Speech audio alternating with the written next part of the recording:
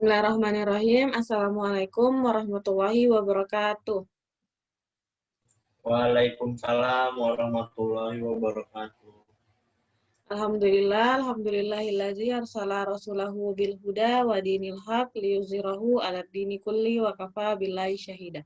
Asyhadu an la ilaha illallah wa asyhadu anna Muhammadar Rasulullah la nabiyya ba'dah. Alhamdulillah, pada kesempatan yang baik ini, saya dan kelompok saya ingin mempresentasikan hasil diskusi kami, yaitu intimidasi buatan.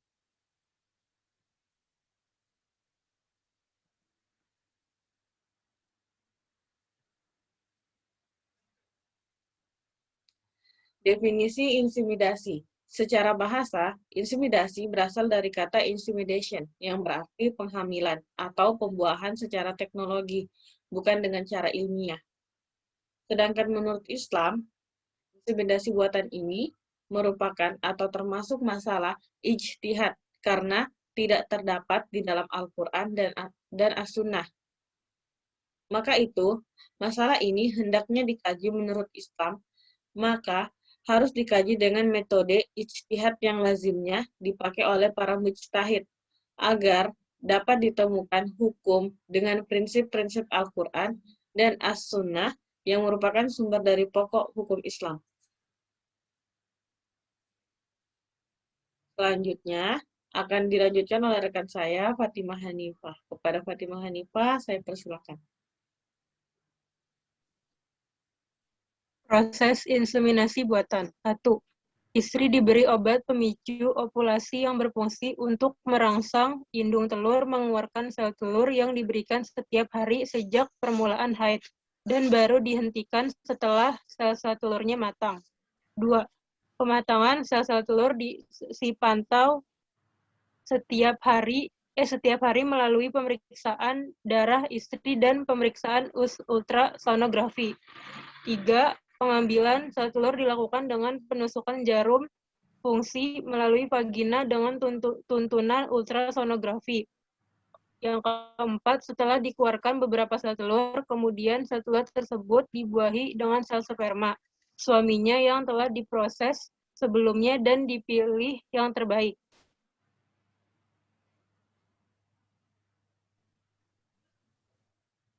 Next. Kelima, sel telur dan sperma yang sudah dipertemukan di dalam tabung peti kemudian dibiarkan dalam lemari pengeram. Pematangan dilakukan selama 18-20 jam kemudian. 6. Keesokan harinya diharapkan sudah terjadi pembuahan embrio yang berada dalam tingkat pembelahan sel ini, kemudian diimplementasikan ke dalam rahim istri. Pada periode ini, tinggal menunggu terjadinya kehamilan. Dan yang terakhir, yang ketujuh, jika dalam waktu 14 hari setelah embrio diimplementasikan, tidak terjadi menstruasi, dilakukan pemeriksaan air kemih untuk kehamilan dan seminggu kemudian dipastikan dengan pemeriksaan ultrasonografi. Selanjutnya akan dibacakan oleh Syifa. Selanjutnya, inseminasi buatan menurut hukum Islam. Yang pertama, pada hewan atau dasar hukum kias. Setelah Nabi Muhammad SAW hijrah ke Madinah, beliau melihat penduduk Madinah melakukan pembuahan buatan pada pohon kurma. Lalu Nabi menyarankan agar tidak usah melakukan hal tersebut.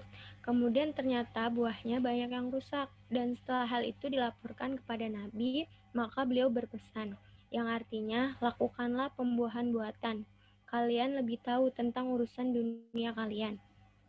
Selanjutnya,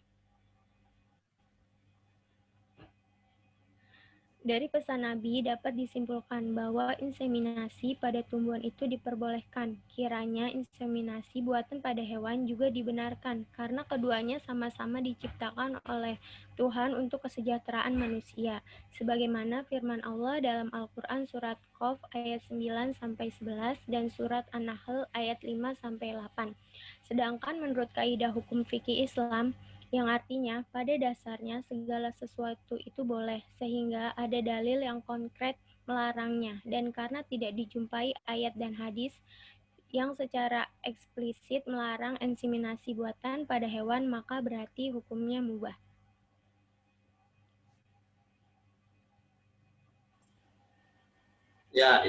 Yang kedua, pada manusia atau bayi tabung. Islam membenarkan dengan cara mengambil sperma suami, kemudian disuntikan ke dalam vagina atau uterus istri, maupun dengan cara pembuahan dilakukan di luar rahim. Kemudian buahnya ditanam di dalam rahim istri. Asal keadaan kondisi sang suami istri yang bersangkutan benar membutuhkan dengan cara inseminasi buatan untuk memperoleh anak, karena dengan cara pembuahan alami ini, suami istri tidak berhasil memperoleh anak. Hal ini sesuai dengan kaidah hukum fikih Islam, yang artinya hajat atau kebutuhan yang sangat penting itu diperlakukan seperti dalam keadaan terpaksa. Padahal keadaan darurat atau terpaksa itu memperbolehkan melakukan hal-hal yang terlarang. Nah, sebaliknya, kalau inseminasi buatan itu dilakukan dengan bantuan donor sperma dan atau ovum, maka diharamkan dan hukumnya sama dengan zina. Akibat hukumnya, anak hasil inseminasi tersebut tidak sah dan nasabnya hanya berhubungan dengan ibu yang melahirkannya. Dalil-dalil syara yang dapat dijadikan sebagai dasar hukum untuk mengharamkan inseminasi buatan dengan donor ialah sebagai berikut.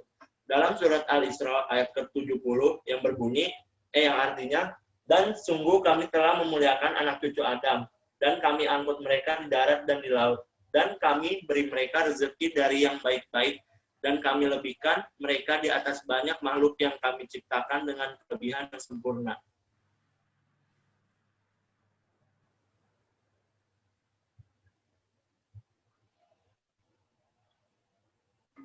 Nah, sedangkan kaidah hukum fikih Islam yang artinya menghindari mudarat atau bahaya harus didahulukan atas mencari atau menarik masalah. Kita sebagai umat Islam bisa dapat memaklumi bahwa inseminasi buatan atau bayi tabung dengan donor sperma dan atau ovum lebih mendatangkan mudaratnya daripada maslahahnya. Masalahnya adalah bisa membantu pasangan suami istri yang keduanya atau salah satunya mandul pada suami atau istri yang menghalangi bertemunya sel sperma dengan sel telur. Misalnya, karena saluran telurnya atau tuba Fallopinya terlalu sempit atau ejakulasinya terlalu lemah.